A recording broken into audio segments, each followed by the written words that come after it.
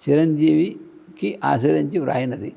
నీ ధ్యాన సమయములలో మొదట ధ్యానమును కూర్చుండగానే కన్నులు మూసి మైత్రేయాయ నమః అని ముమ్మారు జపించి మిగిలిన కార్యక్రమం ఆరంభింపవలను.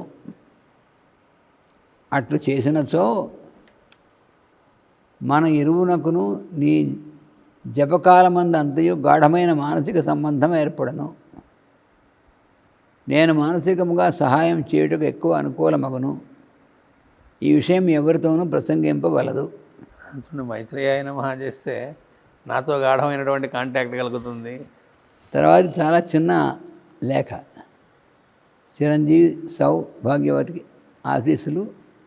ఈరోజు మాస్టర్ గారు ఉపదేశం ఇచ్చిన పవిత్రమైన సూర్యోదయం మేకాళ్ళే మనందరికీ ఆయన ఆనంద సూర్యోదయం కలుగజేయాలని కోరుచున్నాను.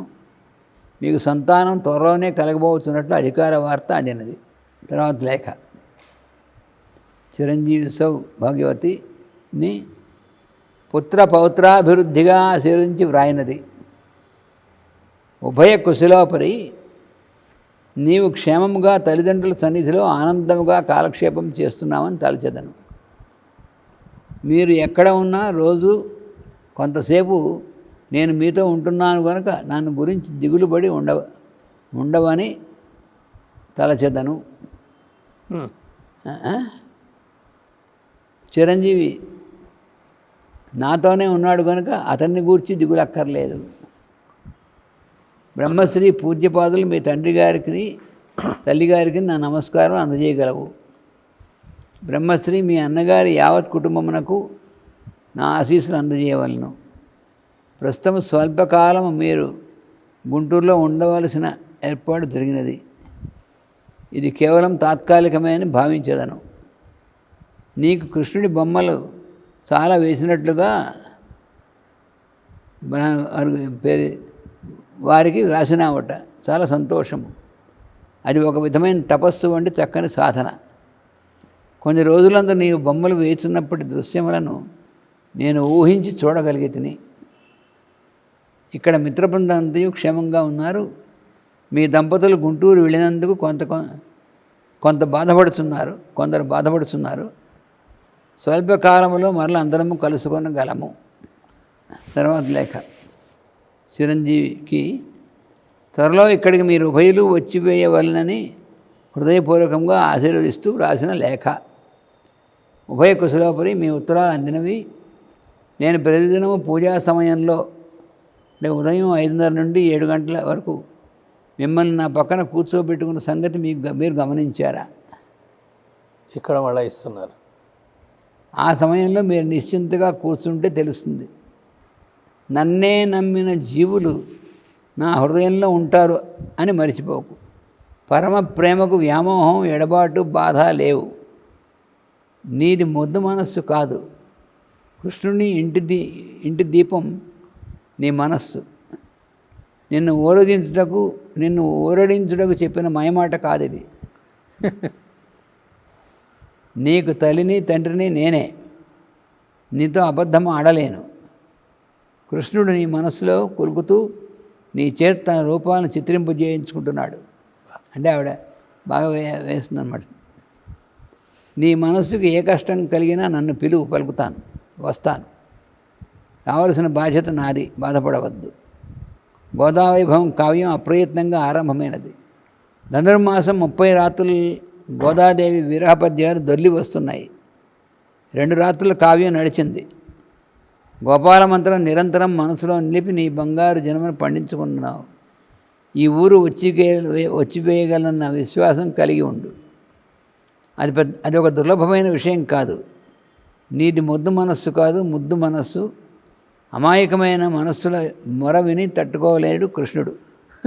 నీ వాంఛితము త్వరలోనే సఫలమవుతుంది. ఇక్కడ ఉన్నప్పుడు మేము మందలిస్తూ కఠినంగా పలికిన పలుకులు పాటించకు. నా హృదయంలో ఉన్న మీ రూపాలు చాలా సుకుమారాలు.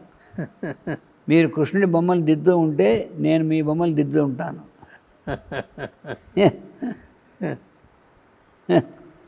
ఇది ఎప్పుడు 15 నవంబర్ 1971. అంటే గోదావైభవం అప్పటికి ఈ ఉత్తరం రాసేప్పటికి 3వ అధ్యాయం అయిందనమాట. అని గోదావైభవం 1971లో రాయడం జరిగింది. తర్వాత ఉత్తరం చిరంజీవి సిహెచ్ఎస్ఎన్ రాజుకి ఆశీస్సులు. నీ ఉత్తరం చూసినాను, చాలా సంతోషం. నీవు రాసిన ఉత్తరాలన్నీ సవ్యంగా ఉన్నాయి. బలాని వారి మందులను గూర్చి రాసిన ఉత్తరం ఈ పాటికి అంది ఉంటుంది. గోవర్ధన్ని కన్సల్ట్ చేసి దాని ప్రకారం అవసరమైతే వాడండి. ఈ రోజు నుండి ఆమెను గూర్చి ప్రేయర్ చేస్తున్నాను. బాధ ఎక్కువగా ఉంటే ఆ రాత్రి నేను వచ్చి చూచి వెళ్ళదను.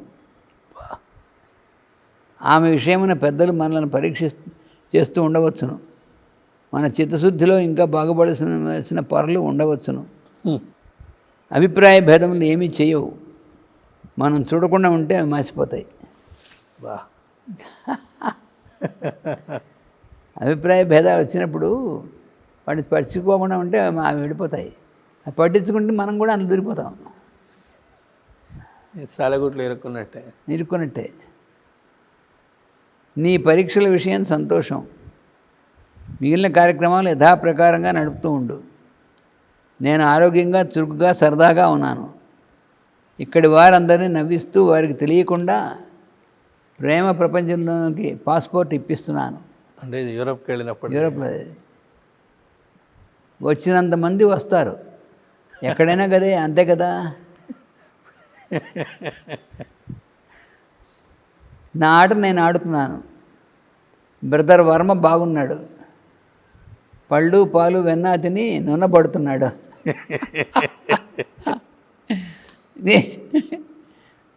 ట్రస్ట్ ఆర్గనైజేషన్ వర్క్లో, ఉత్తరాల్లో, ప్రింటింగ్ వర్క్లో, టేప్ రికార్డింగ్లో, ఫొటోస్ పనిలో అతనికి ఊపిరి సరిపడలేదు. అన్నపూర్ణ దగ్గర నుండి ఉత్తరం రాలేదని మాత్రం బెంగ పెట్టుకున్నాడు. అంటే ఆయన వైఫ్. ప్రపంచ విషయంలో అబ్జర్వ్, ఫాలో, బీ సైలెంట్ అనేది నా meditation. Observe, follow, be silent అనేది నా మెడిటేషన్. ఇది ప్రపంచ విషయంలో. ఊరికనే పులివేసుకుని మన మనసులో ఆందోళన పడిపోయి ఇవన్నీ చేయాల్సిన అవసరం లేదు. Observe, follow, be silent. నేర్చుకోవాల్సిన విషయాన్ని ఫాలో అవ్వడం, అక్కలేనోడు బీ సైలెంట్. దాని గురించి ఎక్కడ చేయించకుండా. అదే నీకు కళ్ళలో కనిపించిన అతడు ప్యూర్ యాస్ట్రల్ ప్లేన్లో వచ్చినాడు. అంటే కళ్ళలో కనబడ్డాడని రాస్తే ఎవరు కనబడ్డారో అయినా చెప్తున్నారంటే ఎప్పుడు చెప్పగలరు? అది అవతల వాళ్ళ కళ్ళలో ఎవరు వచ్చారో ఇంకోళ్ళు ఎవరో ఎలా చెప్పగలుగుతారు మామూలుగా? పైగా చెప్పడమే కాకుండా వాళ్ళు ఏ ప్లేన్లో ఉన్నవాళ్ళు ఎవరు. అంతకు ముందు రోజే విశాఖపట్నం హాస్పిటల్లో అతను యూరిన్ కాక చచ్చిపోయినాడు. ఈయనేమో ఫారెన్లో ఉన్నారు. మొత్తం బ్రతికి ఉండగా మన డిస్పెన్సరీకి వచ్చి మందు పుచ్చుకుందాం అనుకుంటే వీలు లేకపోయింది. ఇంకా కనిపించడులే. అంటే వాటిని కంట్రోల్ చేయడం కూడా కాదు. ఇంకోటి గురించి అది పేరు రాయాలి కానీ చాలా గట్టివాడు. ముందు పెద్ద పన్ను సాధించవలసిన వాడు. వీళ్ళకి కొంచెం పెద్ద పరీక్షలే వచ్చి తప్పిపోతాయి. మాస్టర్ జాల్కూల్ గారు కనిపిస్తే నేను కనిపించినట్లే. ఈ సెంటెన్స్ చూడు. ఆయన కనబడితే నేను కనబడ్డట్టే అన్నట్ట. అంటే ఆయన పనిలోనే మీరంతా నిమగ్నులై ఉన్నారు. నేను ఇక్కడ ఏమి చెప్తున్నానో అవే మీరు అక్కడ చెప్పుకుంటున్నారు. ఎస్ట్రాలజీ నేను ఇక్కడ చెప్తున్నాను, అంతా తమాషా ఆట.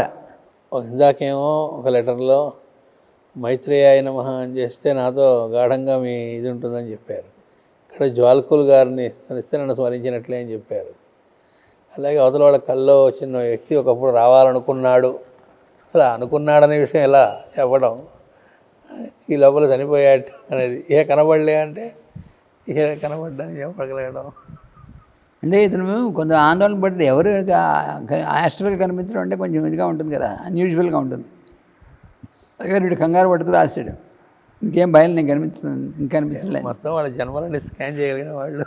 మొత్తం మొత్తం స్కాన్ చేయటం కాదు, దానికి కంట్రోలింగ్ లేకపోతే ఏం చేయాలో అని చేయగలిగిన వాళ్ళు. వాళ్ళ కళల్లో ఎవరు వచ్చారో కూడా చెప్పగలిగి. ఇంకో లెటర్ చిరంజీవి సౌకి ఆశీస్సులు. నీ ఆరోగ్యము మానసిక పరిస్థితి గూర్చి నేను అనుక్షణము గమనిస్తూ ఉన్నాను. కానీ నీవు కూడా నాకు ఉత్తరం రాయడం నీ కర్తవ్యం కదా. దానివల్ల నీకు జరగవలసిన చక్కబాటు త్వరలో జరుగుతుంది. మీరు త్వరలో విశాఖపట్నం వచ్చి వేస్తారని నేను చేసిన వాగ్దానము ఎగతాళి కాదు. నేను ఇతర దేశాలకు వెళ్ళి రాగానే ఆ ఏర్పాటు జరుగుతుంది. మనసు ప్రశాంతి సర్వసాధనములకు లక్ష్యం. మనస్సు ప్రశాంతి సర్వసాధనములకు లక్ష్యం. మనసు ప్రశాంతంగా ఉంటే మీరు ఏమైనా సాధించవచ్చు.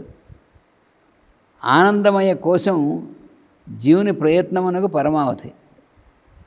వ్యామోహం చిత సంక్షోభమునకు కారణం.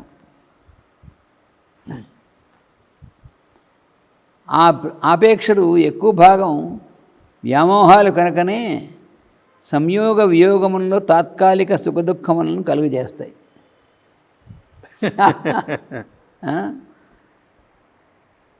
ఆపేక్షలు ఎక్కువ భాగం వ్యామోహాలు కనుక ఆపేక్షలు అంటాం.